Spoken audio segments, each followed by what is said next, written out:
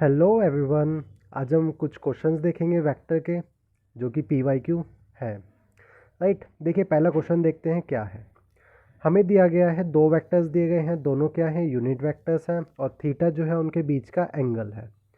तो हमसे पूछा गया है कॉस थीटा बाई 2 क्या होगा और साइन थीटा बाई 2 क्या होगा। चलिए क्वेश्चन को स्टार्ट करते हैं। काफ़ी अच्छा क्वेश्चन है। देखिए कॉस थीटा बाई 2 यानी कि मेरा डॉट प्रोडक्ट, ठीक है। मीन्स अगर मुझे कॉस थीटा बाई 2 निकालना है तो मेरे पास एक रिलेशन होता है, डॉट प्रोडक्ट है, जिसमें कॉस थीटा होता है। तो पहले उसको लिखते हैं। देखिए A dot B is equal to A vector का मैग्नीट्यूड, बी वेक्टर का मैग्नीट्यूड और कॉस थीटा। राइट, मुझे दिया गया है ए और बी यूनिट वेक्टर्स, तो ए का मैग्नीट्यूड और बी का मैग्नीट्यूड 1 हो जाएगा।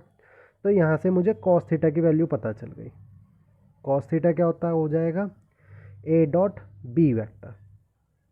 राइट, कॉस थीटा निकल गया। अब देखिए मेरे पास एक रिलेशन होता है कॉस 2 थीटा का। मीन्स अगर थीटा हो और थीटा बाई 2, मीन्स अगर एंगल्स जो है वो डबल और क्या कहते हैं हाफ वाला या डबल वाला एक फॉर्मूला होता है। जैसे मैं यहाँ पे लिख लेता हूँ, cos 2 theta is equal to cos square theta minus sine square theta, ये वाला फॉर्मूला होता है। इसको मैं थीटा और थीटा बाई 2 की फॉर्म में भी लिख सकता हूँ। तो यानी कि मैं लिख सकता हूँ कॉस थीटा, और इसको मैं सिंपल कॉस की टर्म में भी लिख सकता हूँ। तो ये मेरा हो जाएगा 2 cos square theta by 2 minus 1। Right, ये मेरा फॉर्मूला होता है। यहाँ से मैं कॉस थीटा बाई 2 की लिख सकता हूँ। वैल्यू क्या होगी, देखिए कॉस थीटा बाई 2 मेरा हो जाएगा अंडर रूट के अंदर, ये 1 इधर चला जाएगा, 1 plus cos theta and divided by 2। ये पूरा स्क्वायर रूट इसके अंदर है। राइट, तो कॉस थीटा बाई 2 मेरा निकल गया। अब यहाँ पे कॉस थीटा की वैल्यू पुट कर दीजिए सिंपल। देखिए मैंने वैल्यू पुट करी है, 1 plus A dot B divided by 2। Right, देखिए यहाँ पे मुझे दिया गया है ए प्लस बी और ए माइनस बी की फॉर्म में। क्या मैं इसको ए प्लस बी और ए माइनस बी की फॉर्म में लिख सकता हूँ? लिख सकता हूँ। देखिए कैसे, आप इसको सबसे पहले 2 से मल्टीप्लाई डिवाइड करवा दीजिए, क्योंकि मुझे ऊपर स्क्वायर का फॉर्मूला बनाना होगा और ऊपर 2a भी लाना होगा, इसलिए मैंने 2 से मल्टीप्लाई डिवाइड करवा दिया। अब यहाँ से आप इसको इस 2 को आप बाहर ले सकते हैं, क्योंकि 4 हो गया आएगा तो स्क्वायर रूट में से निकल जाएगा। राइट, और ये आपका हो जाएगा 2 plus 2a dot B. Right, देखिए इस 2 को मैं 1 प्लस 1 लिख सकता हूँ और उसकी जगह क्या लिख सकता हूँ, देखिए मैं यहाँ पे लिख के दिखा देता हूँ आपको। ये आपका हो जाएगा कुछ इस तरीके से, 1 plus 1 into 2a dot B. Right, इस तरीके से आपने लिख लिया। अब देखिए मैं 1 की जगह क्या लिख सकता हूँ, मुझे यहाँ पे दिया गया है कि ये दोनों क्या है, मेरे यूनिट वेक्टर्स है।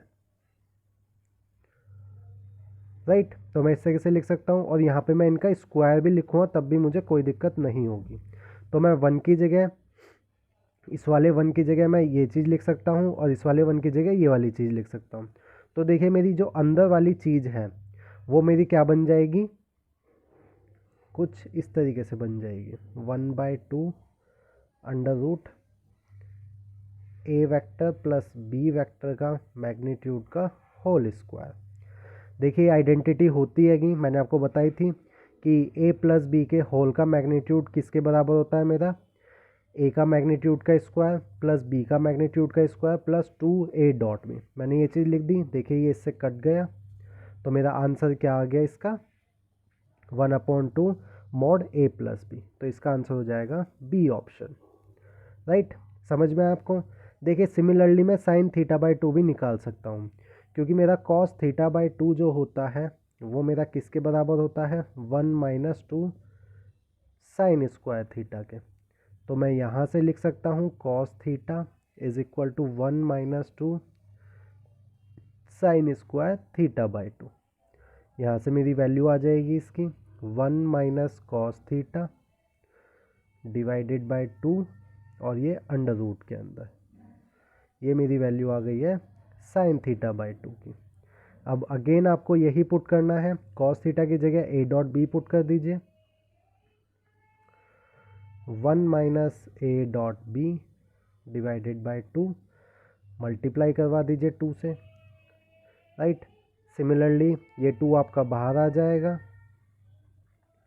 एंड देन उसके बाद 2 जिसको मैं 1 प्लस 1 लिख सकता हूँ, माइनस 2 ए डॉट बी, और अगेन मेरा वही फॉर्मूला बन जाएगा 1/2 अंडर रूट ए मॉड का स्क्वायर प्लस बी मॉड का square minus 2 A dot B, right, जो कि मेरा किसका फॉर्मूला होता है, मॉड के अंदर ए माइनस बी का, राइट। तो मैं इसको यहाँ पे लिख देता हूँ, ये मेरा आ जाएगा 1/2 मॉड ए माइनस बी का मॉड, राइट। तो इसका आंसर हो जाएगा मेरा ए ऑप्शन। तो इस तरीके से आप ये क्वेश्चन कर सकते हैं।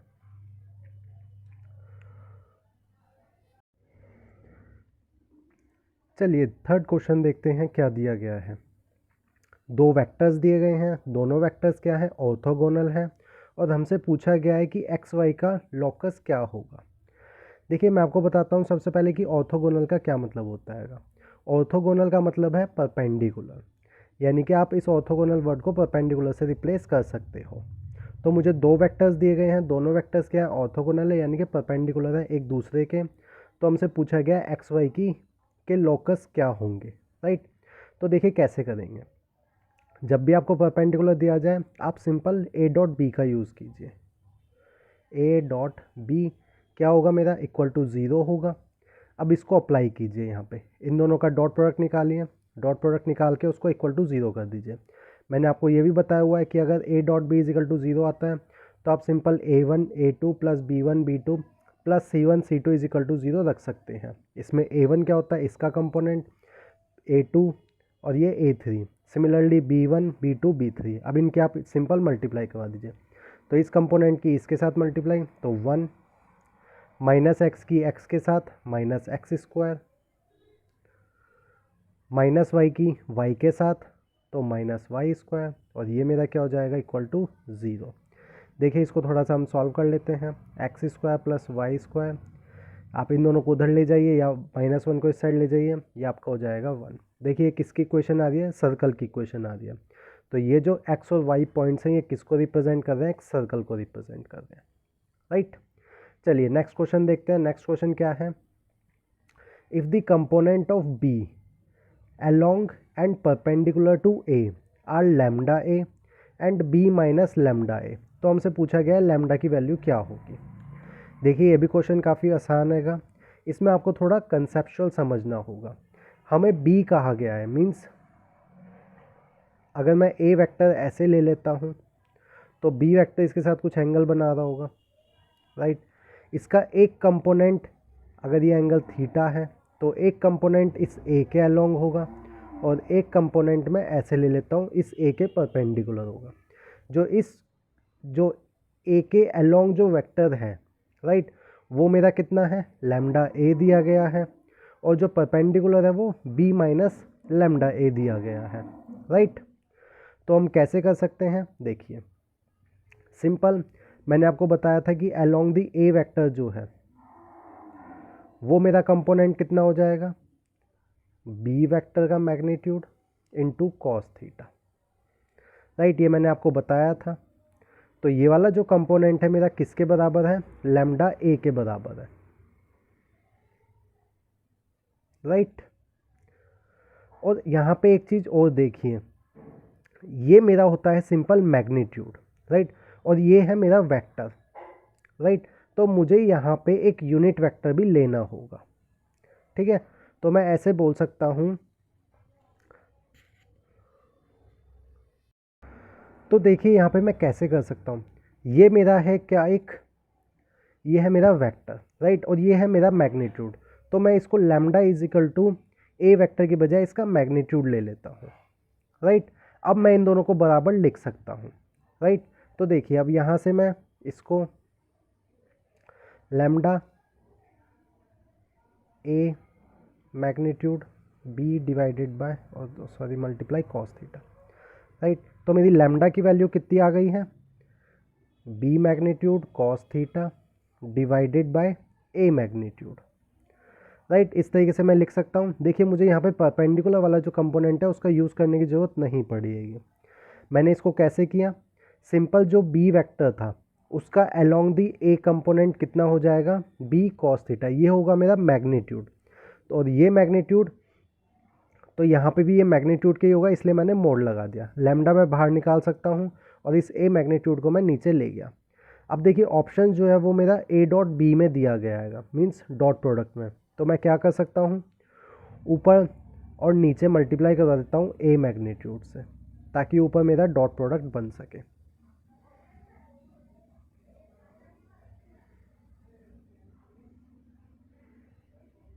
ये देखिए मेरा ऊपर बन गया dot product A dot B, और नीचे मेरा आ गया ए मैग्नीट्यूड का होल स्क्वायर।